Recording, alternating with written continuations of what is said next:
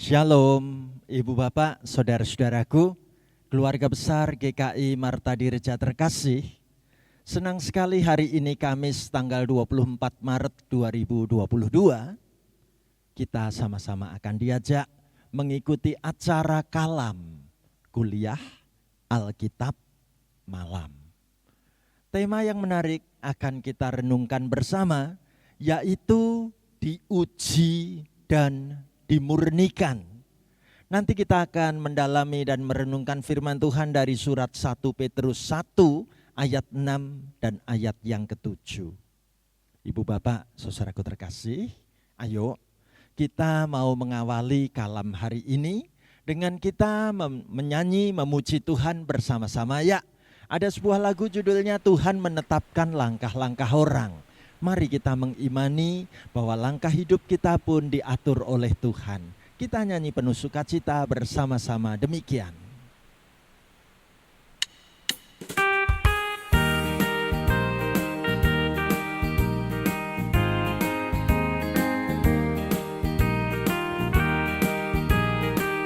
Mari kita nyanyi penuh gembira bersama-sama. Tuhan menetapkan langkah-langkah orang yang hidupnya berkenan kepadanya. Apabila ia jatuh tak sampai tergeletak, sebab Tuhan menopang tangannya.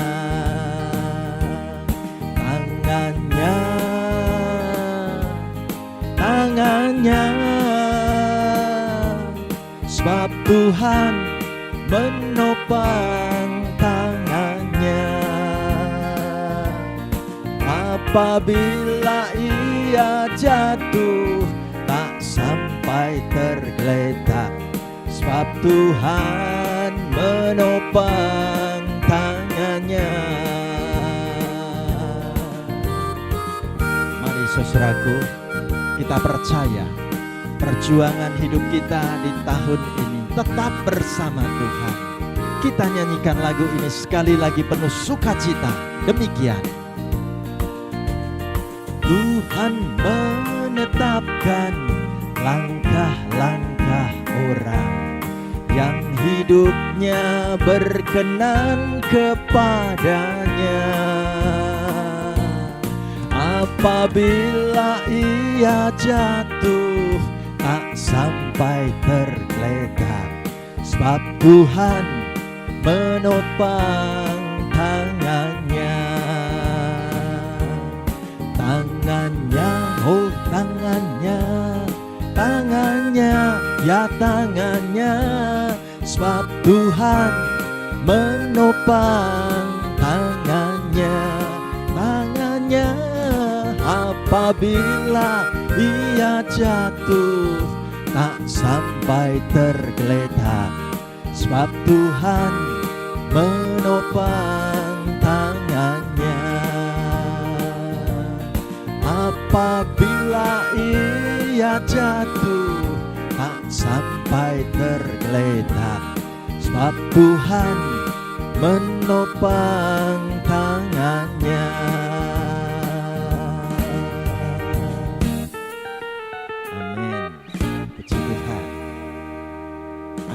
Kita bersama-sama membuka kalam ini dengan kita berdoa bersama.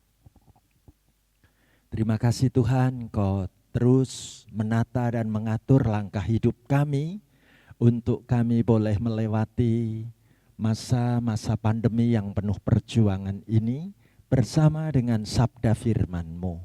Terima kasih kami punya waktu untuk merenungkan firman-Mu sebentar lagi.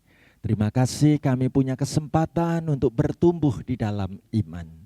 Pakailah hamba-Mu membawakan pelayanan firman Tuhan melalui acara kalam.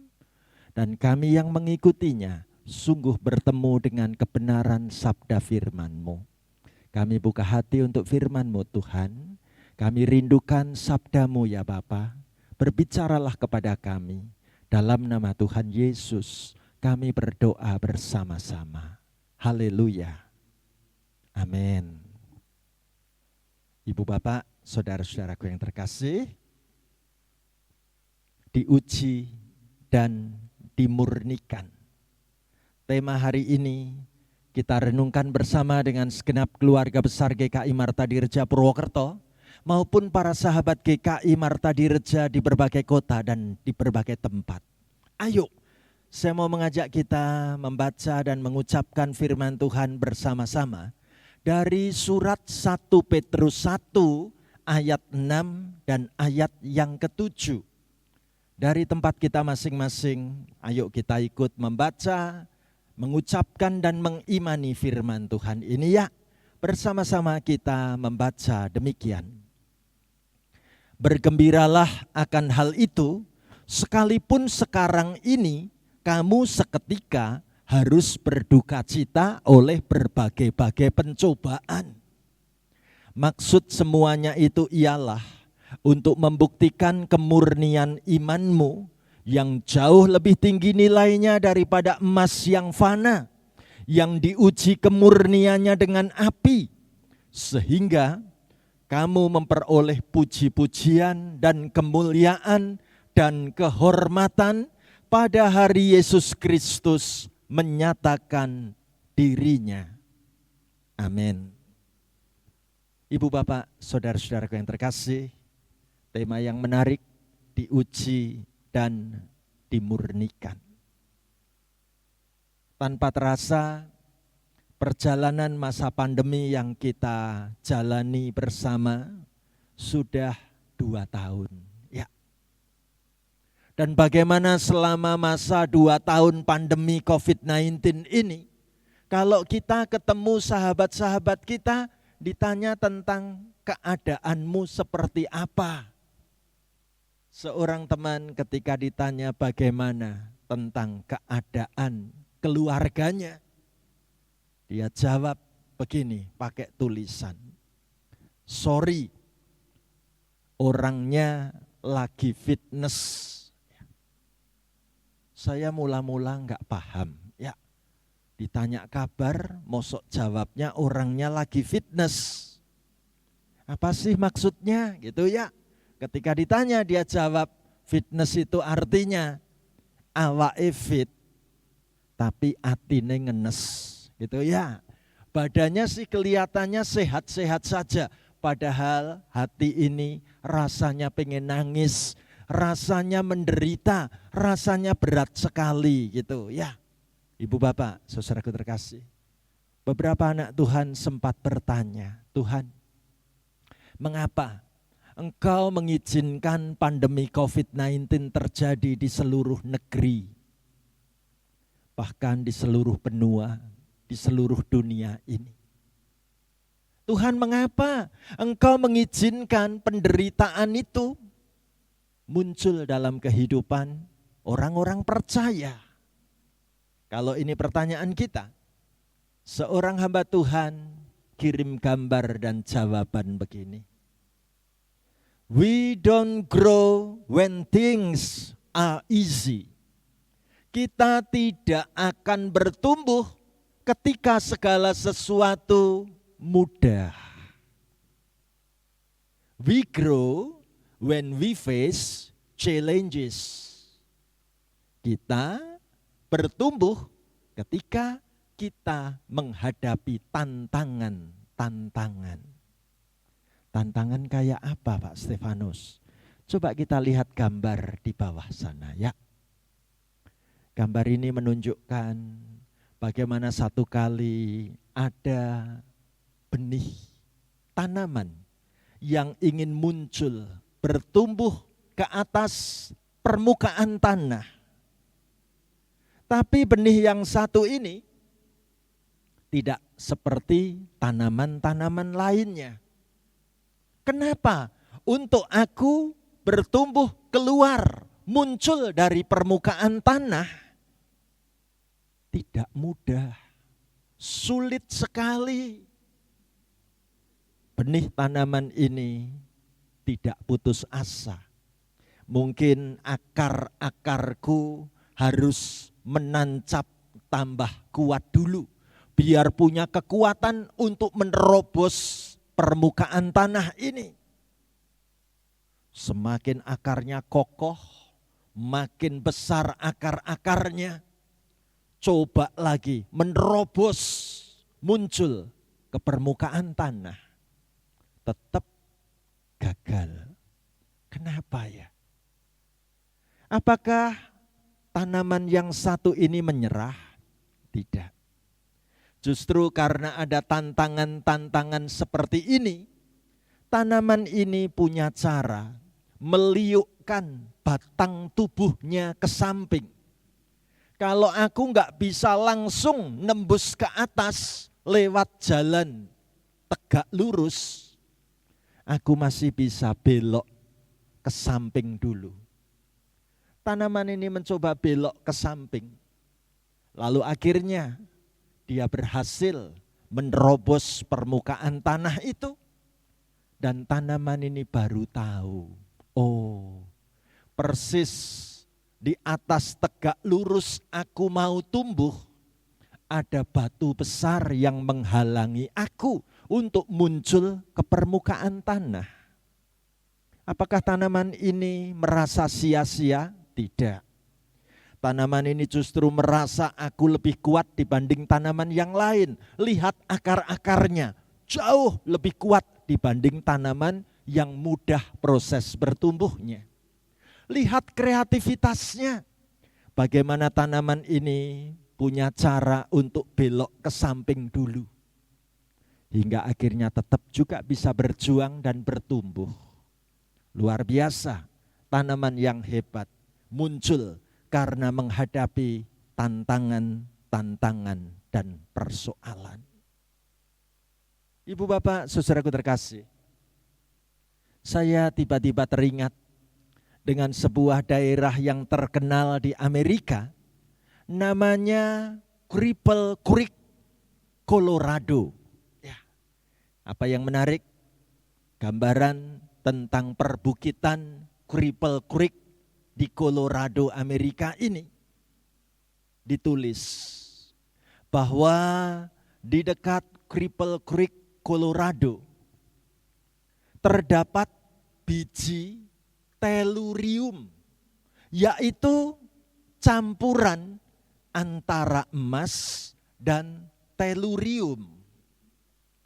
Kita boleh lihat rumus kimianya tellurium seperti itu. Apa yang menarik saudaraku? Pada penambangan awal dulu, masih belum ditemukan metode yang dapat memisahkan antara kedua unsur tersebut. Maka yang terjadi, biji tellurium itu dibuang karena dianggap tidak berharga. Ya. Tapi pada suatu hari, seorang penambang gara-gara salah menduga, gumpalan biji tellurium itu dianggap gumpalan batu bara. Jadi gumpalan biji tellurium itu dilemparkan ke dalam tungku api, sama seperti kalau melempar batu bara masuk ke dalam tungku api.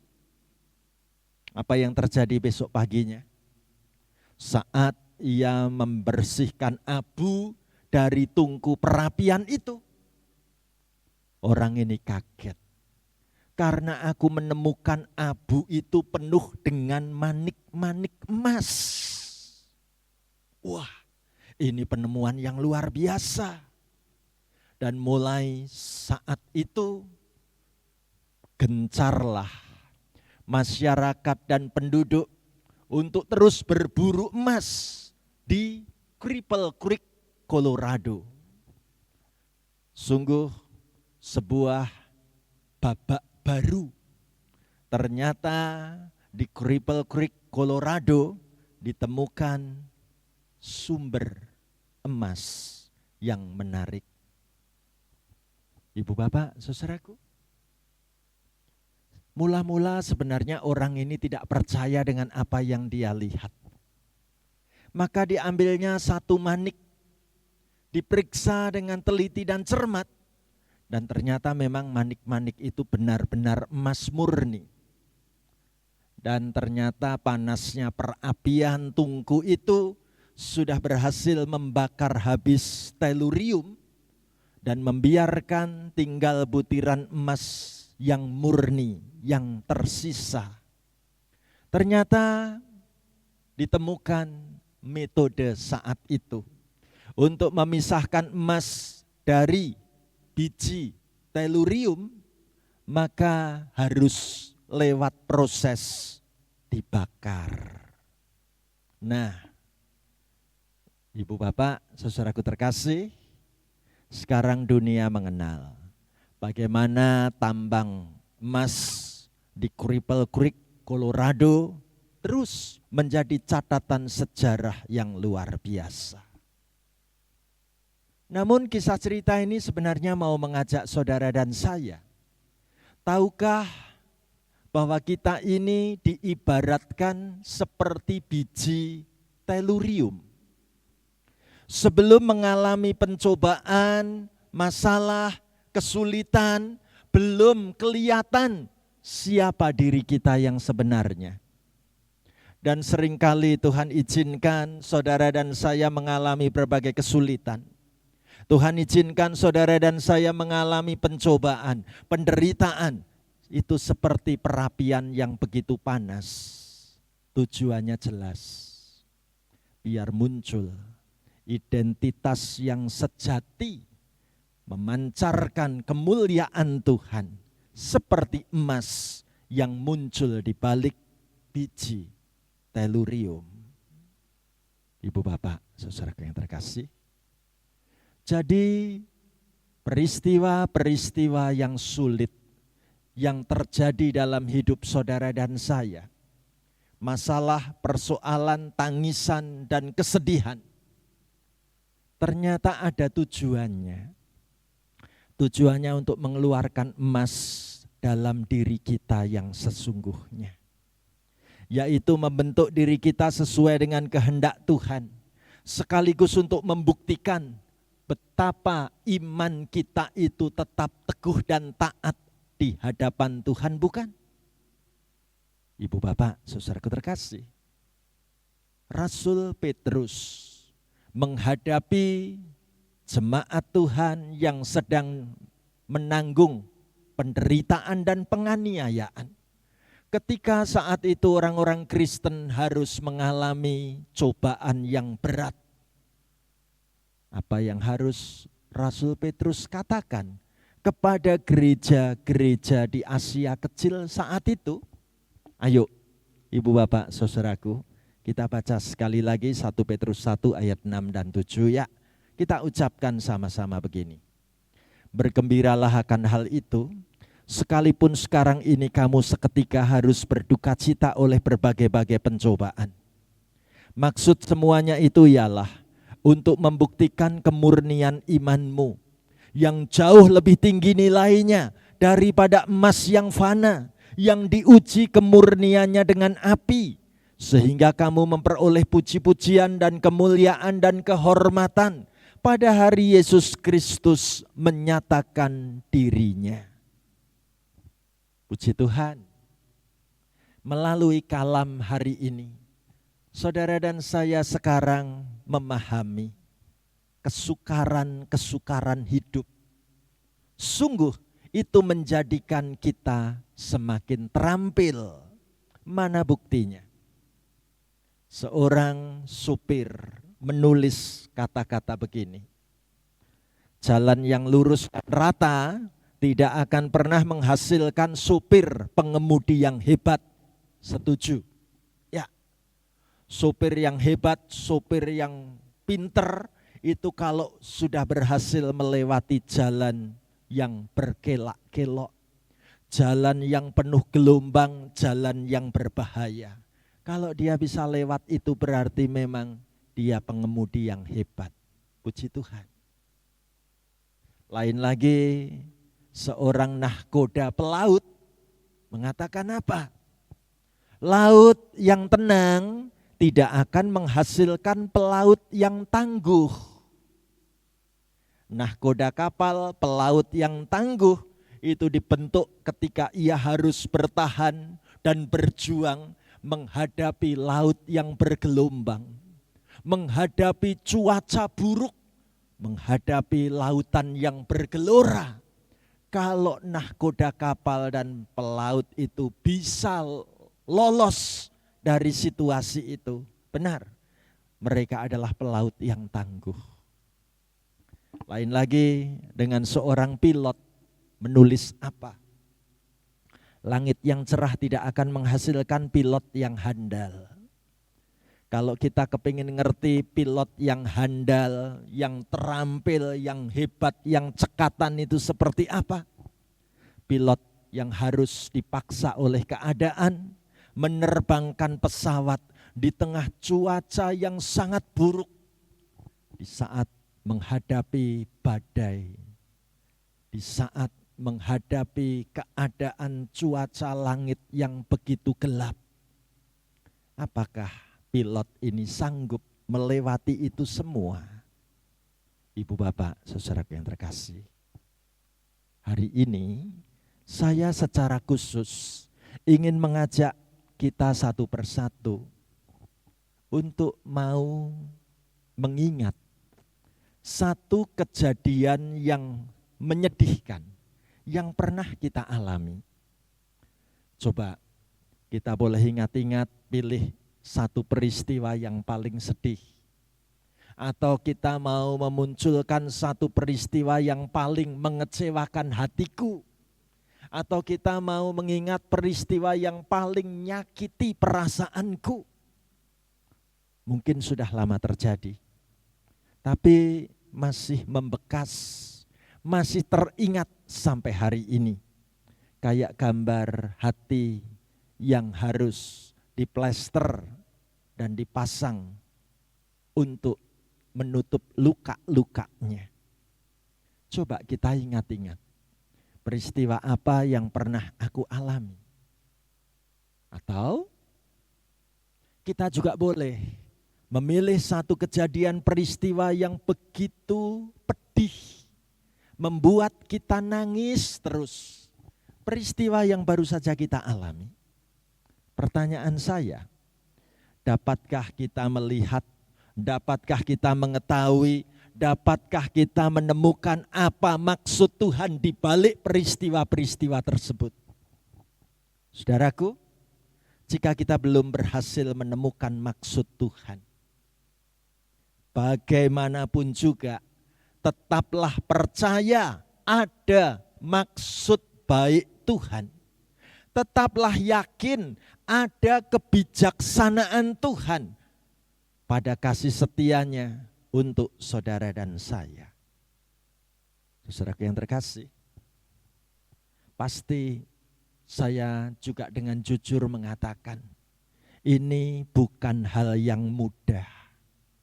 Namun ini adalah langkah iman. Dietrich Bonhoeffer menulis apa? Bonhoeffer menulis begini. Ketika kita mempercayakan segala sesuatu pada kesetiaan Allah, ketahuilah kita telah melangkah dengan iman. Ibu bapak, saudaraku yang terkasih, melangkah dengan iman berarti mempercayakan apapun kejadian yang aku rasakan tetap bersama Tuhan. Pentingkah itu? Oh penting. Seorang hamba Tuhan kirim gambar benang wul. Lalu dia tulis apa? Tahukah engkau, hari yang ditenun dengan doa jarang berakhir dengan kusut. Puji Tuhan. Doa-doa yang aku tenun bersama dengan Tuhan ternyata memperteguh dan menguatkan iman percayaku. Hari-hariku tidak akan berakhir dengan kusut.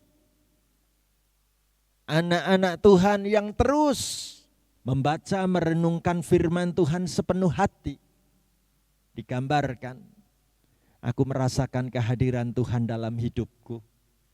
Kehadiran orang-orang yang aku sayangi tetap begitu nyata ketika aku membaca sabda firman-Nya. Aku merasakan pelukan hangatnya. Aku merasa tidak seorang diri. Puji Tuhan. Bahkan anak Tuhan berani bersaksi dan menulis, God can rewrite your story. Allah dapat menulis ulang cerita kehidupan kita. Jangan katakan hidupku ya sudah cuman kayak gini. Siapa bilang Tuhan bisa mengubah keadaan cerita hidup saudara dan saya, bukan? Dan ini semua harus kita lewati sebagai proses ketika hidup saudara dan saya mesti diuji dan dimurnikan. Adakah aku melihat karya Allah terjadi saat ini dalam hidupku, dalam keluargaku, di tengah situasi sesulit apapun? Engkau tidak akan meninggalkan kami, Tuhan. Kalau ini menjadi tekad kesanggupan hidup saudara dan saya mau mengajak kita bersama-sama mengimani dengan sebuah lagu, apapun juga menimpamu. Ayo kita nyanyikan bersama-sama lagu ini demikian.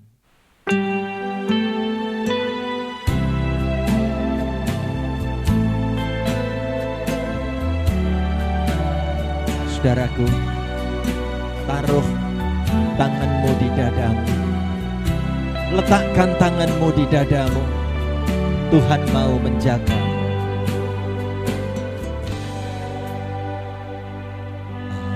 Apapun juga menimpamu, Tuhan menjagamu.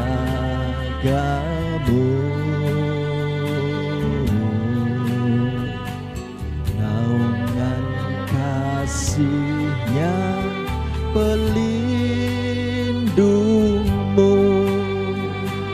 Tuhan menjagamu.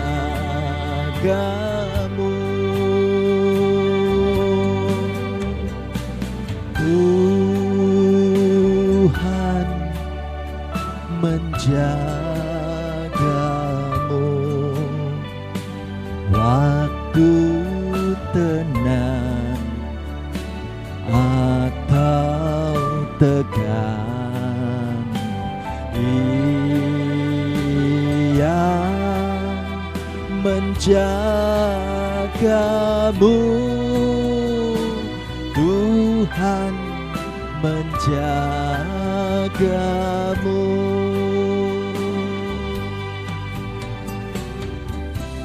Saudaraku, Tuhan akan terus pelihara hidup saudara dan saya.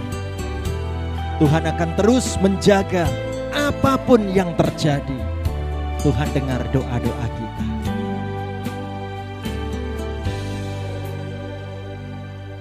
Dipeliharanya hidupmu, Tuhan menjagamu,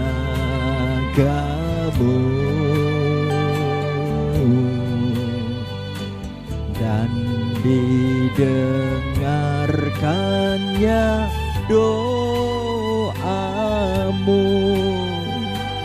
Tuhan menjagamu.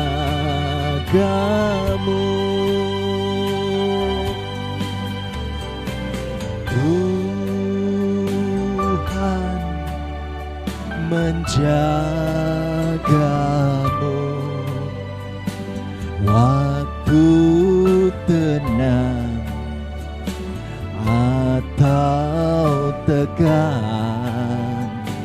Ia menjagamu, Tuhan menjagamu.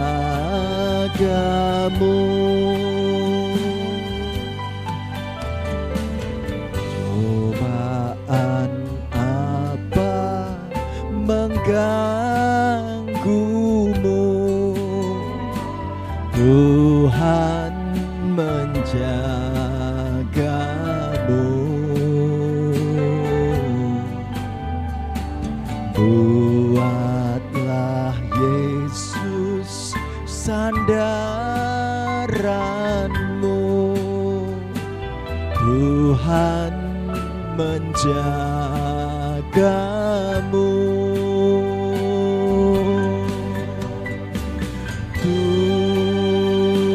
Tuhan menjagamu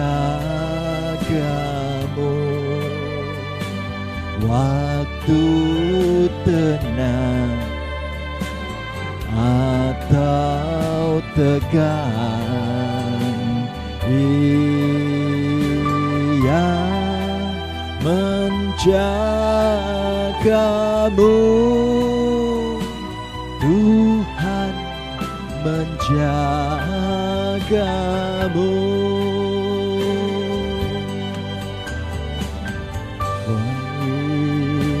Ia menjagamu. Tuhan menjagamu.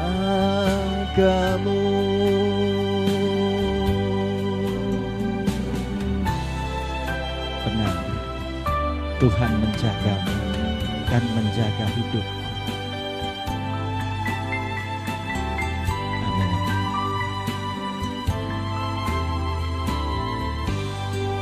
Mari kita naikkan doa berkat bersama. Terima kasih Tuhan, Engkau jagai hidup kami. Engkau pelihara keadaan kami melewati masa pandemi COVID-19 2 tahun belakangan ini. Kami bersyukur, kami berterima kasih atas pemeliharaan Tuhan yang ajaib bagi hidup kami dan seisi keluarga kami. Apapun yang terjadi, semua baik menurut kebijakan-Mu Tuhan. Ajari kami menyelami keputusan-keputusan Tuhan.